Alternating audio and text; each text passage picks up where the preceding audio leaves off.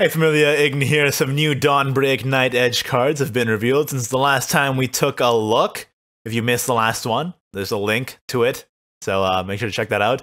And let's talk about the new ones. So, first of all, Yggdrasil. Forestcraft Legendary, 7 play point, 2/6. Drain.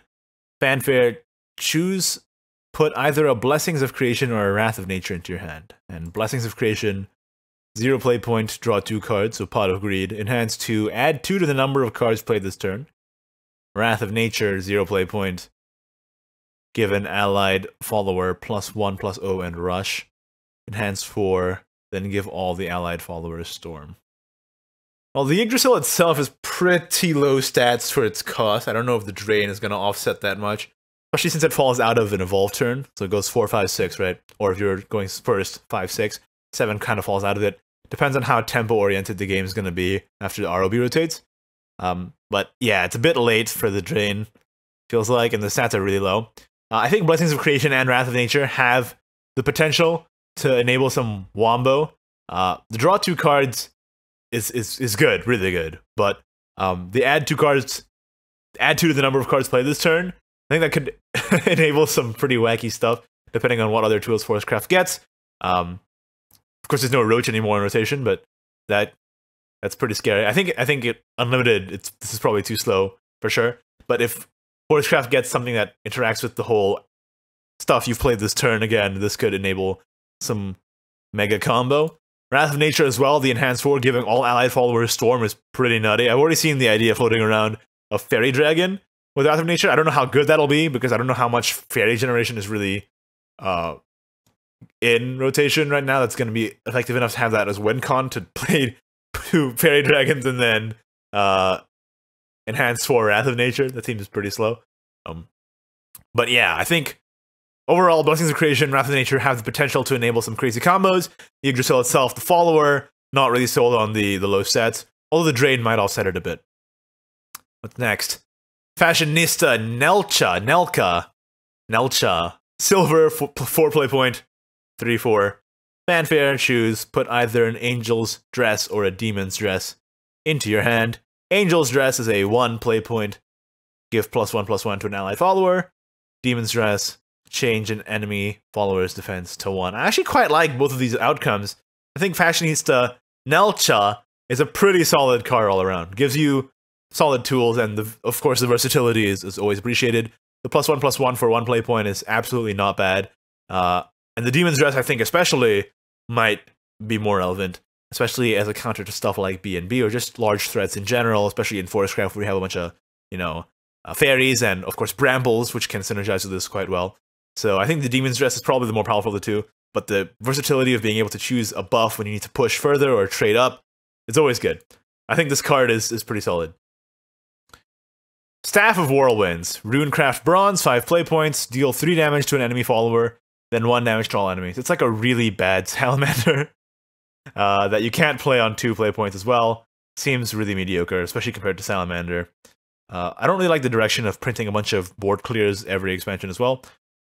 But hey, if the power level is going to be lower than it was before, like Staff of Whirlwinds here, then I guess it's not too bad.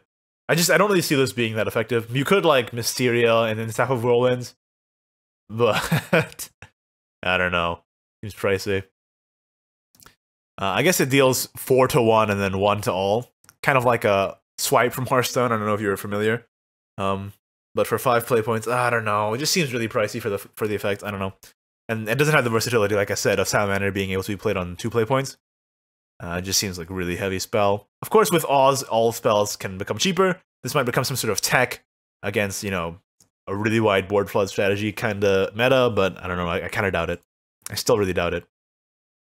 Dragoncleaver Roy. Dragoncraft Gold. 3 play point, 2/2. Fanfare. Choose. Put either a Dragon Life Blade or a Dragon Strife Blade to your hand. Dragon Life Blade. Ramp. Dragon Strife Blade, deal 3 damage to an enemy follower. If that follower is a Dragoncraft follower, deal 6 damage instead. Huh.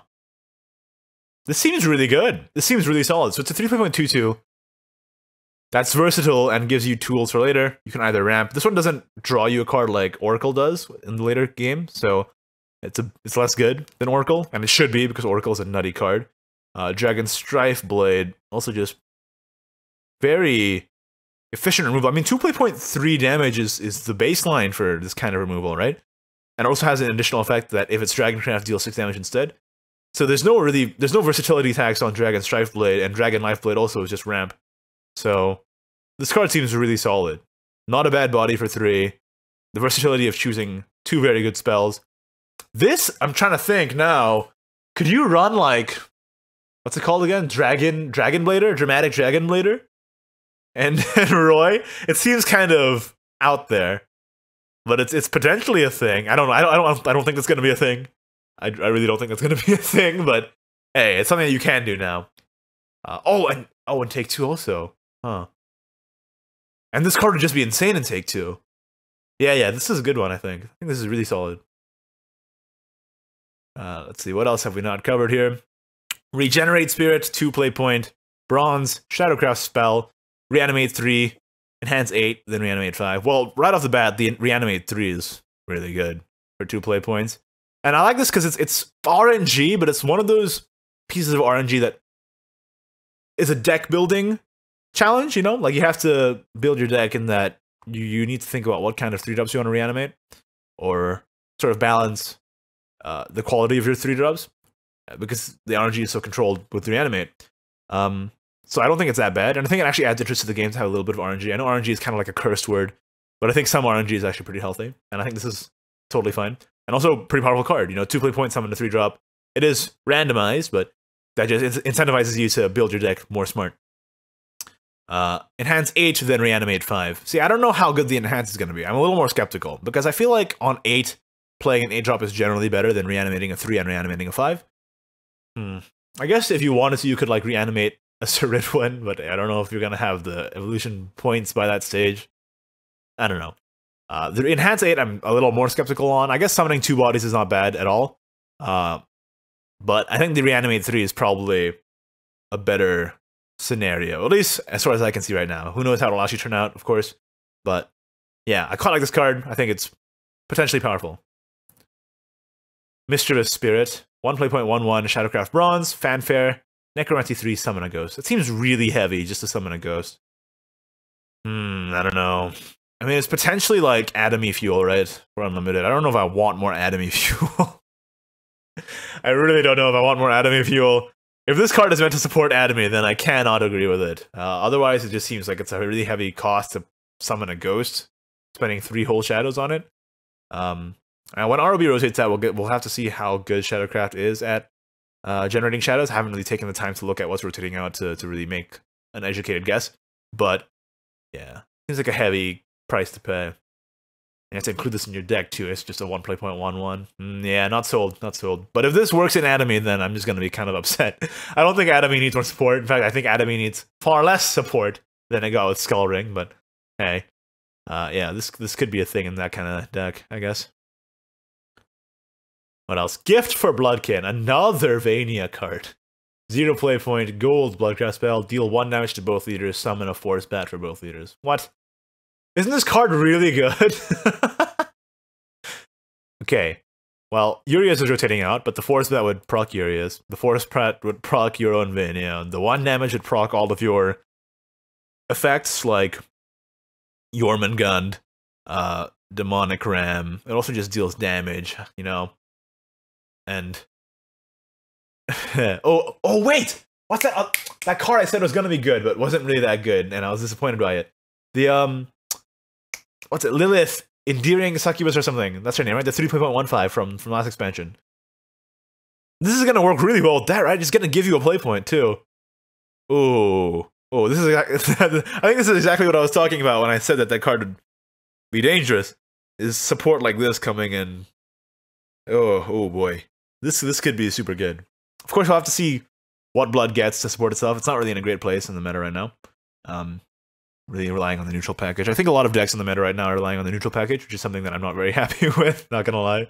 Thought we escaped this neutral world, but I guess we'll have to wait for Wonderland Dreams to get further nerfed or rotate out. But yeah, I think this is potentially very good. Synergizes a lot of Blood's effects, gives you bats. Very nice. And it costs 0. You know, you can't argue with something that costs 0. Opposing statues, 4 play point, Havencraft Silver Amulet, Fanfare. Choose. Summon either a Holy Fowl of Ivory or a Hexed Fowl of Ebon. Countdown to last words. Put an opposing statues into your hand if you have 3 or less cards in your hand. I really like this countdown so that if you end up exhausting your resources by playing on curve every turn, you'll still have something in your hand. This might enable more tempo or aggressive style Haven decks. But let's take a look at the Holy Fowl of Ivory and Hex Fowl first before we make up our minds. Holy Fowl of Ivory, 4 play points, 4/3. Well, of course, you get it for free after playing opposing statues. At the end of your turn, restore 2 defense to this follower. Not too bad. It's kind of like a it's kind of like Octo Bishop, but I don't think it's as good generally. Not a bad evolve though, because it is on an evolve turn, right? So you play the opposing statues on 4, and then you have the evolve to spend. And Holy Fowl of Ivory, not at all a bad card to have to trade on the board and still maintain threat, especially when it restores health to itself. It can go from a 4/3 evolve to 6/5, trade into a 2-drop, and then heal back up to full health. Not bad. Hex Fowl of Ebon is a 2/3 with Storm. Not the greatest thing in the world, but again, I think that the playstyle of the opposing statues with putting it back into your hand sort of enables this Storm follower, right? Go aggressive, get resources back, play it again so you don't run out of fuel. So I think it's definitely not the worst thing. I don't think it's particularly powerful, this opposing statues card, or at least as far as I can see right now. But both options are not bad. The 2/3 Storm is a little for 4. But yeah, not bad. In general, when I see the word Storm on a card, I'm like, it's probably okay. So, and this card does a lot, right? Gives you a lot of versatility. You got the 2 options, and it recycles itself, so you can be more aggressive. I think this card will be okay. Rocket Knuckles. What is this? Big Hero 6 Baymax aesthetic. 2 play point, Portalcraft Bronze Spell, deal 3 damage to an enemy follower if there are any artifact cards in your hand, randomly discard 1 and deal 6 damage instead. It's kind of like Shield of Flame, or the old Shield of Flame. Remember when Shield of Flame used to deal 6 if you had something with Ambush for Sword? I think the cost of dealing the 6 is a lot higher in Portalcraft, because you're giving away one of your cards here. I do like the mechanic of generating artifacts just to discard them, but again, I don't know how good that is. We've seen that it hasn't been very effective recently, except unless you're playing like Nilpotent Entity. I can't speak. Nilpotent Entity in your list recently, just to mitigate really big damage, and I think that discards something. But generally, it's not good to fill your deck with cards that you want to draw to cycle, and then discard that cycle, meaning that you just sort of had a not great draw. I do like the mechanic, of course, of sacrificing it for an additional effect. I just don't know if it's really worth it for the 6 damage here. But again, 2 play point, 3 damage, not bad, right? It's like how Shadowcraft has Zombie Party and also Undying Resentment. Now Portalcraft has Dimension Cut and Rocket Knuckles. And the 6 damage can potentially be impactful if you're in a pinch, so not a bad card. I think 2 play point, deal 3 damage is just good overall.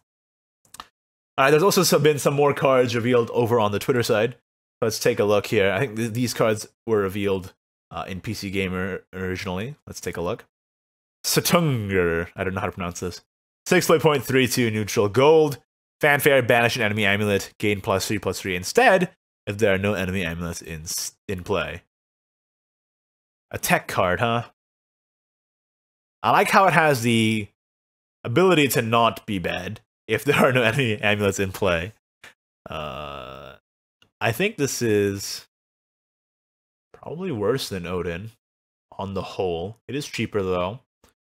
Paying 6 play points for a 3/2 not great, but if the enemy amulet is really impactful, it could be a consideration. I just don't think that there's any real amulet meta right now. Who knows what it'll be like in the next expansion, of course. Things always change when things rotate out and new cards get introduced, but it's probably just going to be... I have a feeling this card is just going to be a tech card in very niche circumstances. Probably not going to be played unless it's in Take 2, potentially.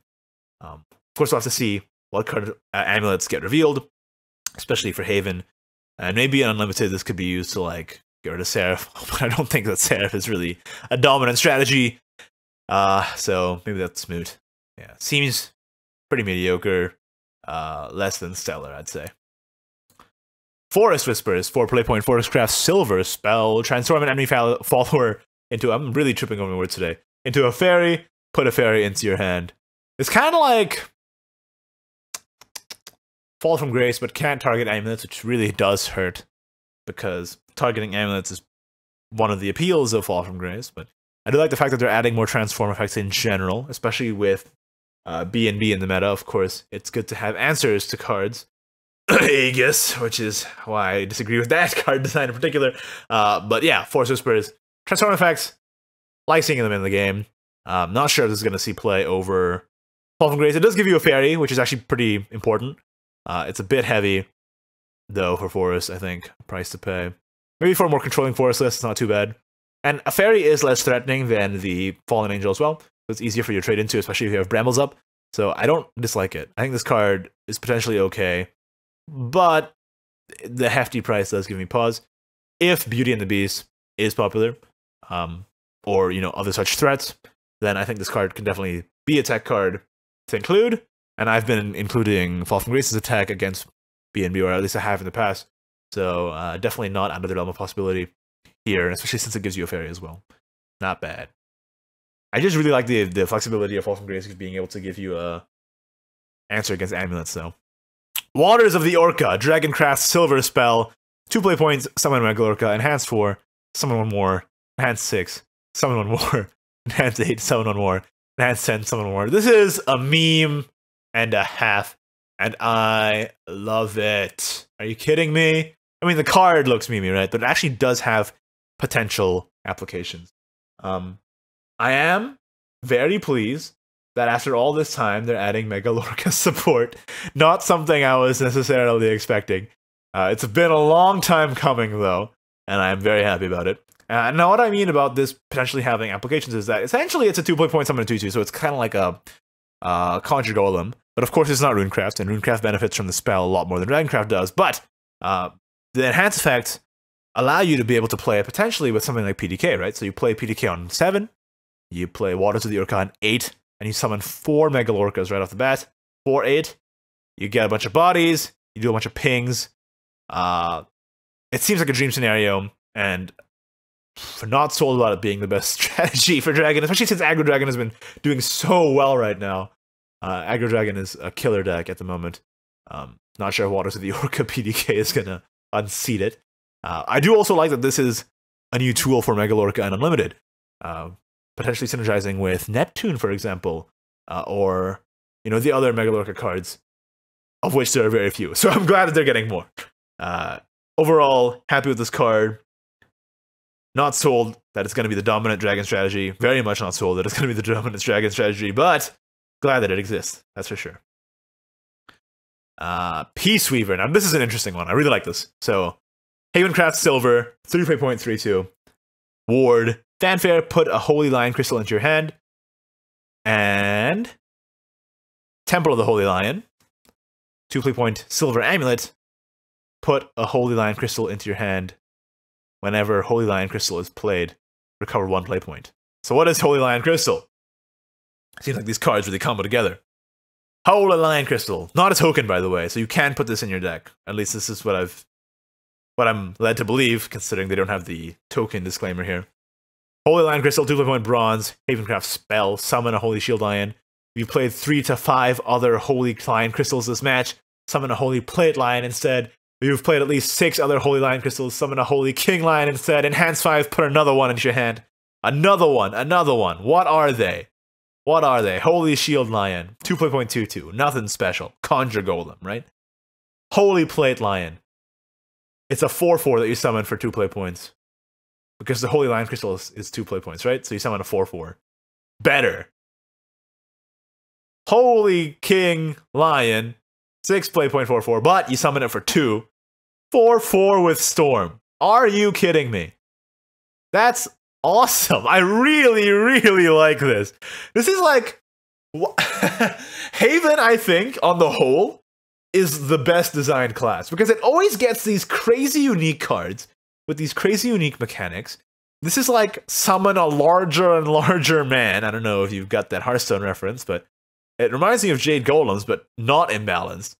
And instead it has this really great win condition of getting these Holy King Lions out. And the fact that the Holy Temple of the Holy Lion is a permanent amulet makes it so that you can't, like, really dominate and flood with Holy King Lions and get the mana reduction, the play point reduction, or the play point recovery at the same time. So there's the inherent balance there. The fact that it takes a while to get up to the Holy King Lion, you have to play 6 of these crystals, and they cost 2. But the payoff is really good, right? I really like this. I don't know if it's going to be good. I really don't know. I cannot tell because it's such a unique thing. I think it could definitely potentially be very scary. Say if you get 2 Temple of the Holy Lions on board, you just play free Holy Lion crystals all the time. But again, remember, because it's the permanent amulet, it sort of takes up the board space, right? Man, it's hard to judge. It really is. But if I can start summoning 4/4 storms for 2 play points, if I can get that far, if I can get the game to last that long, ooh, baby. We'll have to see how slow rotation goes. But this is definitely something that I'm looking forward to. I think this might be my favorite card revealed so far. Seriously. Temple of the Holy Lion. I guess the Holy Lion Crystal package in general might be my favorite card revealed so far. This is awesome. What a mechanic. I love this. Why does Haven always get the most interesting stuff? That's the question, I guess. A completely different way to play the entire class. Really digging it. Okay. Last one revealed here. Valse, Magical Marksman, or last one revealed officially on the English translation side at least. Swordcraft, Silver Officer, 3.22. Fanfare, put either a Holy Pure Bomb or a Fatal Spell Bomb into your hand. So it's kind of like, reminds me of Dragoncleaver Royal already. 3.22 gives you a spell. What are the spells? Holy Pure Bomb, 5 play point, banish an enemy, follower, or amulet. Seems pretty heavy, but I do like, again, the versatility of these choose cards are so good. So they're probably all going to be pretty alright, right? Or I guess that's my feeling anyway. The choose mechanic in overall is going to be quite good, just because of the versatility. Being able to choose your answers is powerful. And I really like the mechanic overall, because it introduces more complexity into the game, makes more decision points, right? The more decision points there are in a strategy game, I think, makes it generally better. And I think Shadowverse has been lacking decision points, and I think the choose mechanic overall is going to really help with that. And especially since the opponent doesn't see what you choose, meaning that they also have to play around multiple outcomes. So anyway, that's a bit of a tangent. Holy Pure Bomb, 5 point, banish an enemy, follower, amulet. It's a bit heavy, but like I was saying, the versatility is good. So being able to choose this, to be able to banish something when you need it, if you're in a bit of a pinch, if that's your game plan, if you're trying to go longer, being able to generate this, not bad. Fatal Spell Bomb, destroy an enemy follower with 3 defense or less. I think this is a lot better. I think this is really good. I think this is super strong. Ooh, it's good. Oh, it's good. This is a good card. This is a really good silver card. Every expansion there's a really good silver card, eh? And I think this is going to be one of them. One thing I do want to bring up, just as an aside here, this is Holy Pure Bomb, and this is Godless Shrine from Magic the Gathering. Yeah. Let me put up the cursor here. Yeah, this is not good. So I think that they're probably gonna change the art of Holy Pure Bomb here. I don't know what happened here. Something slipped through the cracks. I think the art for Holy Pure Bomb was commissioned, so maybe they weren't aware that this was. I mean, it's a clear copy paste here. This does not look good. So definitely should change that. But other than that, solid card, Valse, Magical Marksman, and really looking forward to playing with Holy Lion Crystal. Gosh darn, family friendly. Gosh darn, this is gonna be cool. Really looking forward to this. Anyway, that's it for this card review for the latest cards that have been revealed. Thank you for tuning in. A little bit more freeform this time, a little less editing, sort of rambly train of thought. I think it's a different way to do it. Plus, it's like almost midnight, and I'm pretty lazy to edit this at this point, so hopefully you don't mind. Thank you for tuning in. Like the video if you did, don't if you didn't. Subscribe for more Shadowverse content in the very near future, and Dawnbreak Nightedge hype. Of course, I'll be back with more videos as more cards get revealed. And of course, thank you to my wonderful patrons. Patreon.com/Ignideus. If you want to support the channel as well, I would highly appreciate it. Oh, and check out the other videos of me reviewing cards from Dawnbreak Nightedge. I'll link to those now in the end card description, etc., etc. All right, peace.